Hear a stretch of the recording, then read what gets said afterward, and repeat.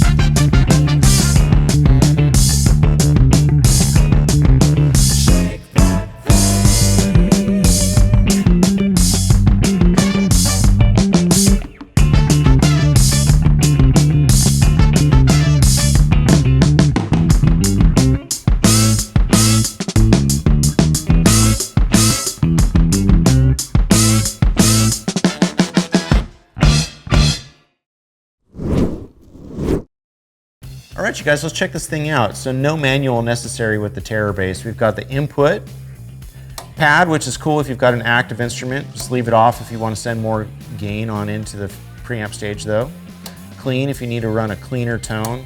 Opening it up, again, will send more drive to the first tube. Got your gain control. So if you want to get more grit going, you just bring this on up, bring your master on down, kind of level it on out. Bass, middle, treble.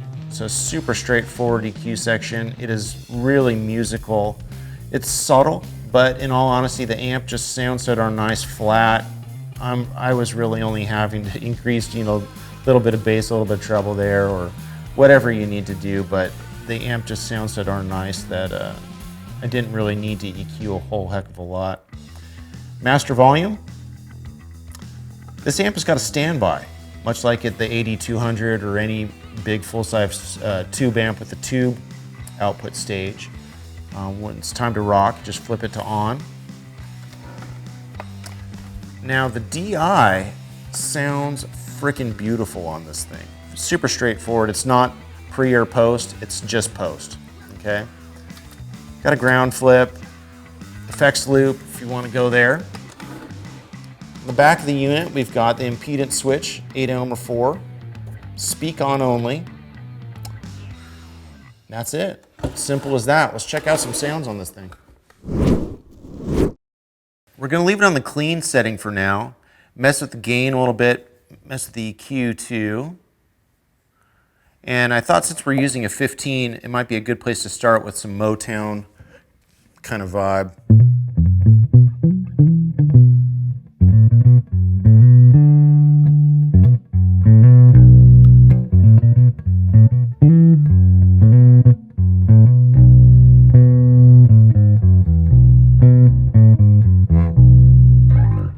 Let's do some little some pick stuff here. Let me bring the top end up a little bit.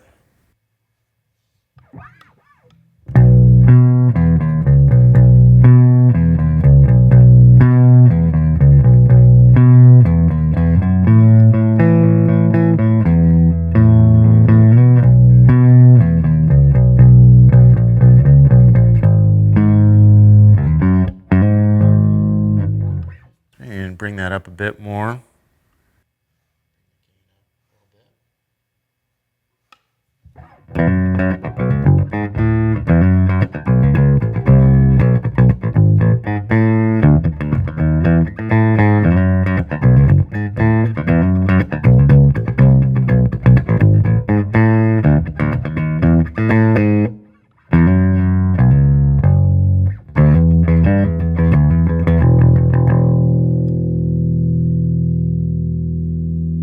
We're still in clean mode here.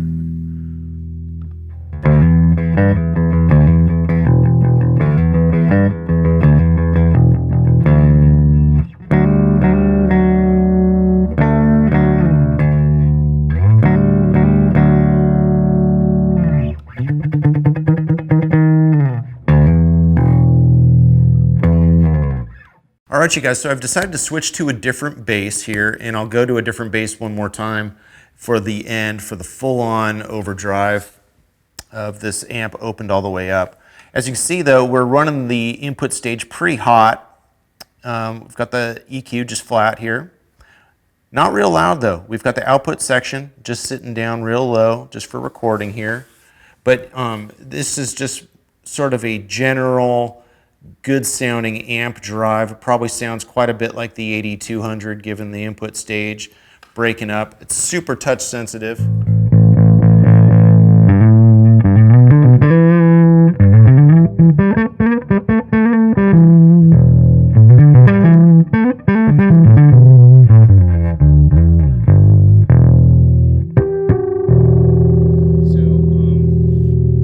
Just sounds so nice and creamy.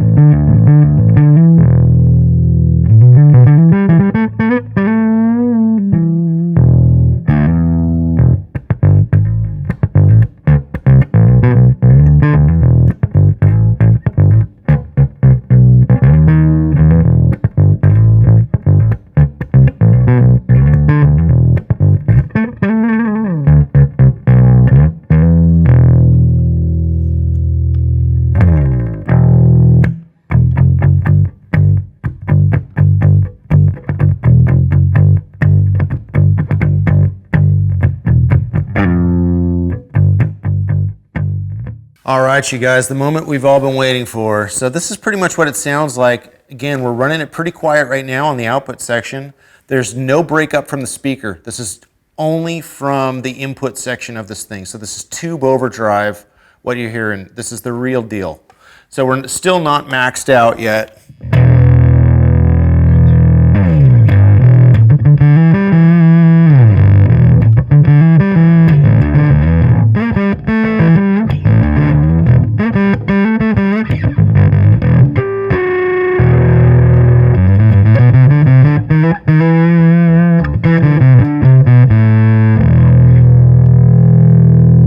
Let's open her up.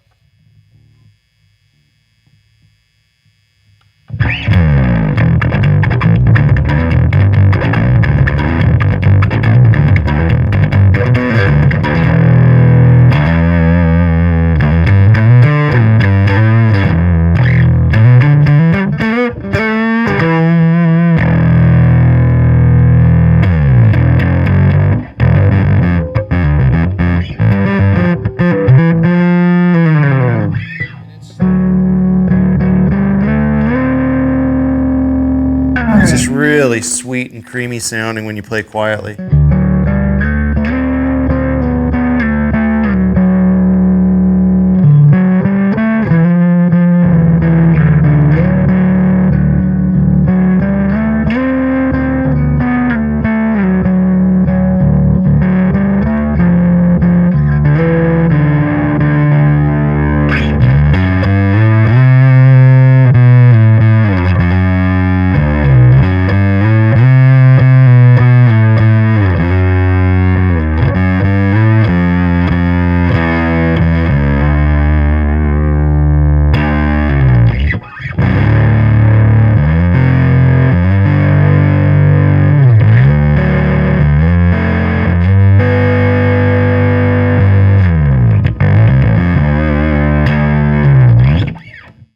All right, you guys, thanks so much for checking out the Terror bass with me. I really think Orange has nailed it with this amp.